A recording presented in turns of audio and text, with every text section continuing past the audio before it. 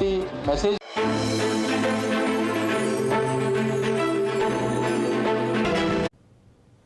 Welcome back. ముఖ్యమంత్రి రేవంత్ రెడ్డికి సొంత జిల్లా అయిన పాలమూరులో తీవ్ర భంగపాటు ఎదురైంది. కాంగ్రెస్ నుంచి ఎంపీగా బరిలోకి దిగిన వంశీచంద్ర రెడ్డిని గెలిపిస్తే పాలమూరు అభివృద్ధిని పరుగులు పెట్టిస్తానంటూ ఎంత చెప్పుకున్నా కానీ జిల్లా ప్రజలు కమలానికి పట్టం కట్టారు. హస్తానికి ఓటమి తప్పలేదు. ఎంపీగా వంశీ ఓటమే కాదు, ఉమ్మడి మహబూబ్ నగర్ స్థానిక సంస్థల ఎమ్మెల్సీ ఉప ఎన్నికల్లో కూడా పార్టీకి పరాభవం ఎదురైంది.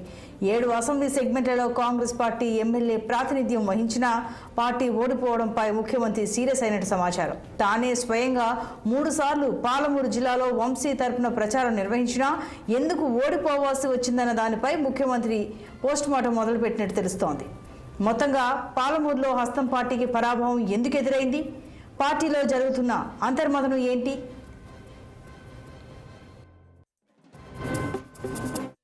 లైవ్ ద్వారా అందిస్తారు శ్రీనివాస్. చెప్పండి, పాలమూరులో ఓటమిపై కాంగ్రెస్ లో జరుగుతున్న చర్చ ఏంటి? Thank you. అయితే ఏదైతే పార్లమెంట్ ఎన్నికల్లో మహబూబ్ నగర్ పార్లమెంట్ స్థానానికి సంబంధించి కాంగ్రెస్ అభ్యర్థి ఓటమి చెందడంతో ప్రధానంగా తెలంగాణ వ్యాప్తంగా చర్చ జరుగుతుంది. ఎందుకంటే ముఖ్యమంత్రి రేవంత్ రెడ్డి సొంత జిల్లా అది మహబూబ్ నగర్ జిల్లా. అదేవిధంగా ముఖ్యమంత్రి రేవంత్ రెడ్డి ఎమ్మెల్యేగా కూడా మహబూబ్నగర్ జిల్లా కొడంగల్ నుండి గెలుపొందిన పరిస్థితి, సొంత నియోజకవర్గంలో గెలుపొందడం, అదేవిధంగా సొంత జిల్లాలో పట్టుండడం రేవంత్ రెడ్డి. అదేవిధంగా ఎమ్మెల్యేలు కూడా ఏదైతే మహబూబ్నగర్ పార్లమెంటు పరిధిలో 7 కాంగ్రెస్ ఎమ్మెల్యేలు గెలుపొందిన పరిస్థితి ఉంది.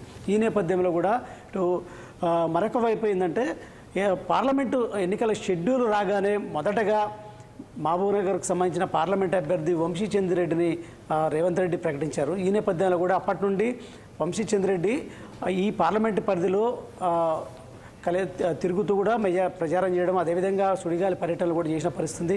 మరొక వైపు రేవంత్ రెడ్డి కూడా స్వయంగా తన భుజాలపై కూడా బాధ్యతలు వేసుకోవడం, అదేవిధంగా పర్యటనలు చేయడంతో పాటు అక్కడ 3 సార్లు ప్రచారం కూడా నిర్వహించిన పరిస్థితి. కానీ అక్కడ కాంగ్రెస్ అభ్యర్థి వంశీచంద్ర రెడ్డి ఓడిపోవడం అనేది ఇప్పుడు కాంగ్రెస్ వర్గాల్లో తీవ్ర చర్చ. అదేవిధంగా జీర్ణించుకోలేని పరిస్థితి రేవంత్ రెడ్డి స్వయంగా. ఎందుకంటే పిసిసి అధ్యక్షుడిగా ఉన్నాడు, అదేవిధంగా ముఖ్యమంత్రిగా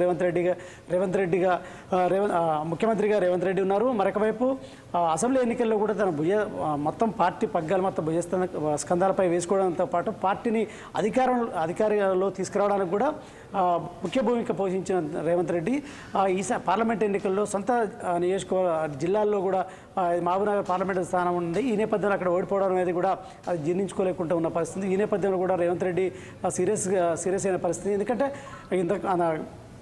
ఏదైతే స్థానిక సంస్థల ఏదైతే ఎమ్మెల్సీకి సంబంధించిన కూడా కాంగ్రెస్ పార్టీ అభ్యర్థి ఓడిపోవడం కూడా కాంగ్రెస్ పార్టీకి పెద్ద షాక్ అని చెప్పొచ్చు. ఎందుకంటే అక్కడ సొంత నియోజకవర్గంలో ఇటు స్థానిక సంస్థల సంబంధించిన ఎమ్మెల్సీ ఓడిపోవడం, అదేవిధంగా పార్లమెంట్ అభ్యర్థి ఓడిపోవడం అనేది కూడా రేవంత్ రెడ్డికి తలనొప్పిగా మారిన అంశం. ఎందుకంటే సొంత జిల్లాల్లో కూడా ఓడిపోవడంతో పాటు ఇటు బీజేపీకి సంబంధించిన నేతలు కూడా విమర్శిస్తున్న పరిస్థితి. మరొక వైపు మల్కాజిగిరి పార్లమెంటు కూడా గతంలో 2019లో కూడా మల్కాజిగిరి పార్లమెంటు సెగ్మెంట్లో కూడా రేవంత్ రెడ్డి గెలుపొందడం, అదేవిధంగా ఆ పార్లమెంటు సెగ్మెంట్ను కూడా కాంగ్రెస్ కోల్పోయింది, అక్కడ బీజేపీ గెలిచిన పరిస్థితి. ఇటు మల్కాజ్గిరిలో కాంగ్రెస్ ఓడిపోవడం, కాంగ్రెస్ మీద బీజేపీ గెలిచింది. మరొకవైపు మహబూబ్ నగర్లో కూడా బీజేపీ అభ్యర్థి డీకేఆర్ గెలుపొందిన పరిస్థితి. ఈ నేపథ్యంలో కూడా ప్రధానంగా ఈ ఓటమికి గల కారణం ఎందుకంటే పార్లమెంట్ సెగ్మెంట్లో 7 అసెంబ్లీ స్థానాలు ఉండగా 7 అసెంబ్లీ స్థానాల్లో కూడా కాంగ్రెస్ ఎమ్మెల్యేలు ఉన్న పరిస్థితి, అసెంబ్లీ గెలుపొందిన పరిస్థితి మెజార్టీగా.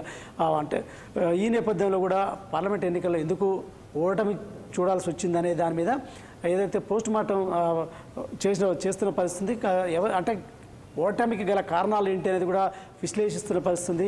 ఈ నేపథ్యంలో కూడా రేవంత్ రెడ్డి ఏది మహబూబ్ నగర్లో తన సొంత నియోజకవర్గంలో ఓడగొట్టడానికి కూడా కొన్ని కుట్రలు జరుగుతున్నాయి. బీజేపీ బీఆర్ఎస్ కలిసి ఓడించేందుకు, కాంగ్రెస్ని ఓడించేందుకు కూడా కుట్రలు చేస్తున్నారంటూ కూడా అసెంబ్లీ ఎన్నికల్లో కూడా చెప్పిన పరిస్థితి.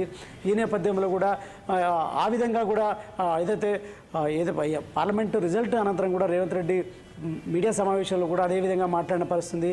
ఖచ్చితంగా ఓడిపోయినప్పటికి కూడా ఓటింగ్ శాతం అనేది పెరిగింది. ఈ నేపథ్యంలో కూడా రెఫరెండంగా ఏదైతే రేవంత్ రెడ్డి భావించిన ఈ పార్లమెంట్ ఎన్నికలు ఓటింగ్ శాతంతో కూడా రెఫరెండం ఇచ్చారు ప్రజలను కూడా చెప్పిన పరిస్థితి. ఈ నేపథ్యంలో కూడా పార్లమెంటు ఏదైతే ఇటు మహబూబ్నగర్ పార్లమెంట్ కావచ్చు, ఇటు అయితే మల్కాజ్గిరి పార్లమెంట్కి సంబంధించి కూడా ఏదో పోస్ట్ మార్టం అయితే నిర్వహిస్తున్న పరిస్థితి. అంటే ఓటమికి గల కారణాలు ఏంటి?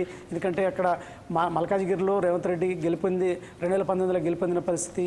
ఇటు మహబూబ్నగర్లో ఏదైతే సొంత జిల్లా, అదేవిధంగా రేవంత్ రెడ్డి ఎక్కువ సీరియస్గా ఫోకస్ పెట్టిన పరిస్థితి. అక్కడ ఇది ఎన్నికల సమయంలో కూడా ఏదైతే వేల కోట్లు కూడా అక్కడ దానికి సంబంధించిన నిధులు కూడా కేటాయించిన, ప్రత్యేక నిధులు కూడా కేటాయించినప్పటికి కూడా ఓటమి ఎందుకు చూడాల్సి వచ్చిందనే దాని మీద కూడా సీరియస్గా ఏదైతే ఫోకస్ పెట్టారో దీనికి సంబంధించి అయితే పోస్ట్ మార్టం నిర్వహిస్తారని చెప్పొచ్చు. Yes, right, Srinivas, thank you.